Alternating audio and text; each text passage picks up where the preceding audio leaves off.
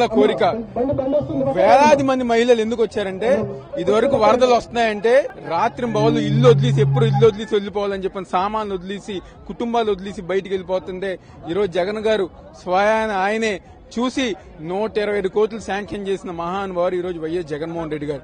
ఈ రోజు ఆయనకి ధన్యవాదాలు తెలుపుతూ ధన్యవాద యాత్రగా ఈ రోజు జగన్మోహన్ రెడ్డి గారికి ధన్యవాదాలు తెలుపుతాం. ఈ రోజు కృష్ణలంక ప్రాంతం అంతా గారు పాదయాత్ర చేస్తానికి ఈ రోజు ధన్యవాద యాత్ర చేస్తాం జరుగుతుంది. ఈ రోజు జగన్మోహన్ రెడ్డి గారికి కృష్ణలంక ప్రాంత వాసులు మొత్తం గారు ఆయనకి ఎప్పుడు రుణపడి ఉంటాం.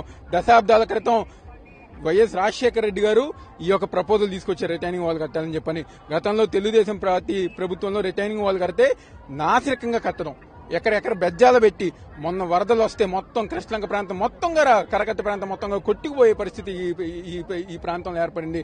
కానీ జగన్మోహన్ రెడ్డి గారు ఎవరూ చెప్పలేదు ఆయనకి. ఆయన స్వయాన చూసి ప్రజల యొక్క కష్టాలు తెలుసుకుని ఈ రోజు జగన్మోహన్ రెడ్డి గారు శాంక్షన్ చేశారు. రాబోయే రోజుల్లో ఆయనే శంకుస్థాపన చేస్తారు. ఈ యొక్క కృష్ణలంక ప్రాంతంలో ఇల్లు తొలగించకుండా ఈ రోజు ఇక్కడ రిటైనింగ్ వాల్ ఏర్పాటు చేస్తాం. ప్రజానికానికి మంచి పరిపాలన అందించేది జగన్మోహన్ రెడ్డి గారు అని చెప్పి సందర్భంగా చెప్పుతున్నాం.